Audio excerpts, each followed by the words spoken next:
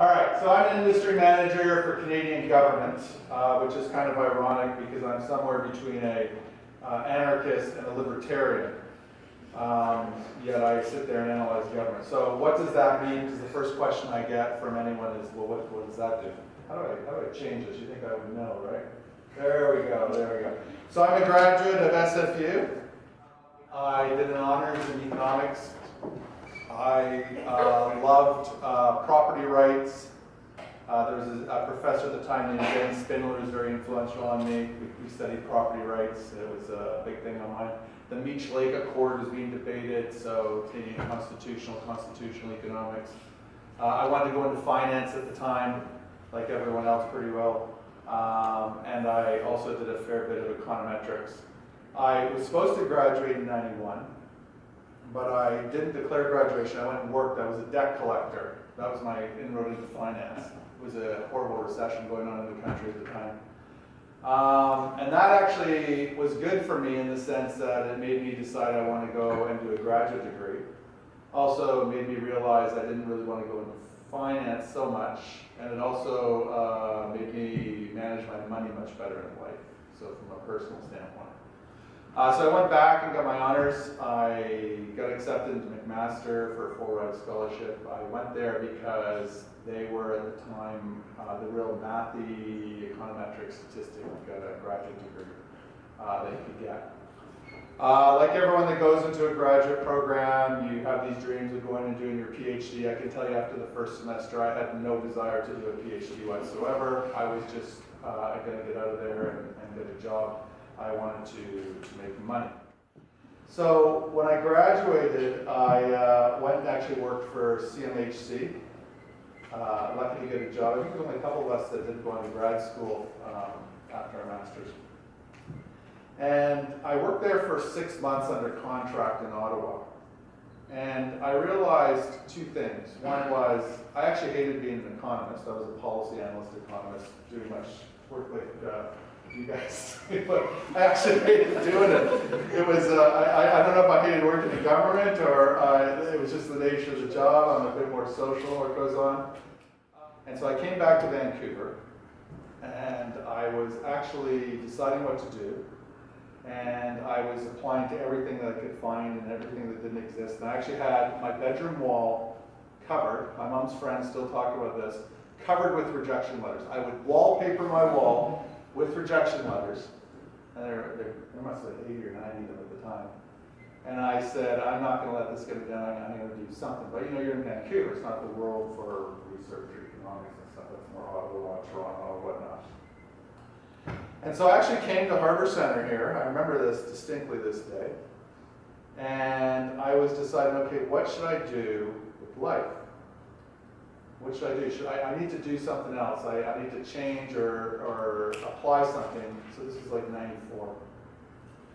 And I had two decisions. I was either going to go and do something in finance, I was actually going to go pursue accounting and go get my accounting designation. But at the same time, technology was starting to really make inroads and become much more common in everyday place. And my brother went into technology. And it seemed to pay well and do good. So I remember sitting at, I forget what I was looking, some probably Bank of Canada publication or something, but it showed how many graduates were coming out of accounting every year and stuff. I think it was like 57,000 for the last 30 years or some weird number like that. And I looked up how many people were going into technology, and it was like no one. And then suddenly it was like 3,000 graduates, 4,000. I said, I'm going to go there because I got no competition on that. So I actually responded to an ad at SFU by a training company that was doing, at the time, Word and Excel training and stuff. And I work a lot with Word and Excel, and I know it's everyone just assumes you know it now. Back then it was like, this is a big thing. Oh, I got to get trained to do Word, right? Got to get trained to use a spreadsheet. And so the reason I took the job at the company, the pay was horrible. I think I was making more on UI than the pay. But they offered me the opportunity to get certified as a network engineer and a systems engineer. What is an industry manager? What is Microsoft? So Microsoft, most of you probably aren't aware of, is a very large software company. And whether it's a small little sensor on a Coke machine to the biggest data, the cloud, a real cloud, not the joke that most people talk about, like the biggest data centers, size of 3 football fields. We run software on that and everything in between. And we are trying to go in and change the way organizations work. And so I'm lucky enough to be tasked with looking at how government works, which is a great thing because of 3 things. One, they're the most technical Luddites that exist on the face of the earth is government organizations. They were the first to acquire technology for most companies, but to this day, they are probably the laggards of anything being adopted around that. The second thing about governments is they publish everything, so you have lots of access to information. And so my job is to really look at what are the challenges that governments are facing and what are they trying to do, and look at how our technology and our partners that can leverage that technology can go in and solve those problems. And so I thought the best way to talk about that is just 2 quick examples of 2 projects I'm working on right now and how I work with our teams. So the first is the police. And so the question I'm trying to solve with our teams that we went in is, why is crime at 30-year lows but policing at all-time highs? Cost of policing. The budgets for policing by cities are at astronomical highs, and crime is half of what it used to be 30 years ago. So what's going on with the police forces is they're being told, we're going to slash your budgets. We don't need you. And so they're grappling with what's going on. And so instead of going and talking about price cutting to the police, because they're trying to cut their budgets, and the last thing they want to cut is personnel, is I said, and it actually goes to probably the most memorable thing I ever remember learning in economics, which was a story which I don't know is true or false, but the story goes that Milton Friedman worked for the Air Force during World War II, and he was a statistician. And he asked how they repaired airplanes. And he said when the airplanes came back from bombing runs, we would look where the holes are and we'd reinforce those holes. And Milton Friedman said, no, actually what you got to look at is when the airplanes land, look where there's no holes, because the guys that aren't coming back, I bet you that's where those holes were landing. And so they started reinforcing the airplanes where there were no holes, and they started having much higher return rates of bombers coming back.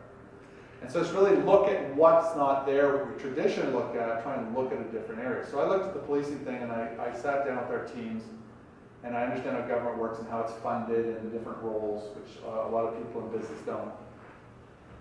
And what we found was, or what I found was, the reason policing's at all-time highs is because the vast majority of cases they work with are mental health patients on the street.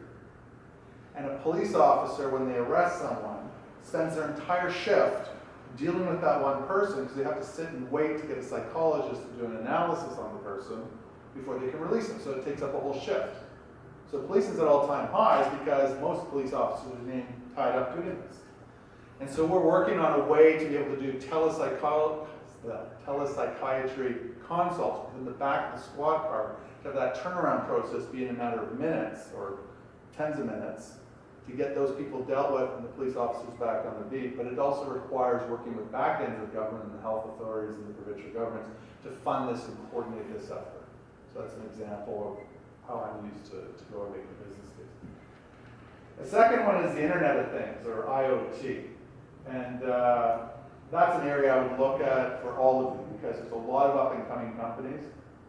And what they need is they need the skill sets you're learning in economics, which is how do I look at a big picture with a lot of inputs. And the lady that was up first, she had some big long definition of economics. The definition of economics is the allocation of scarce resources. That's it. Time, people, money are the resources that everyone uses.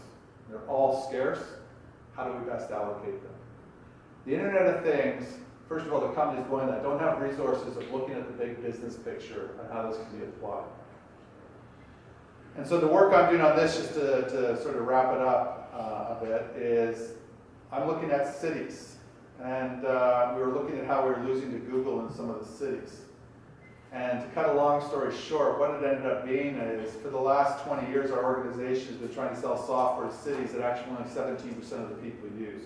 Because 80% of a city's workforce is a field worker, a blue-collar worker, and they don't use technology at all. And the Internet of Things can actually increase the productivity of the field worker for cities that can address outcomes, because the city has a mile-long backlog of projects they need to deal with. For someone like the city of Vancouver, leveraging a technology investment of $20 or $30 million can actually give a productivity increase worth $250 million annually to the city, simply on the productivity of their field worker workforce. And so looking and analyzing and making a business case to go back and talk to governments about how to leverage technology this way is a big part of what I do.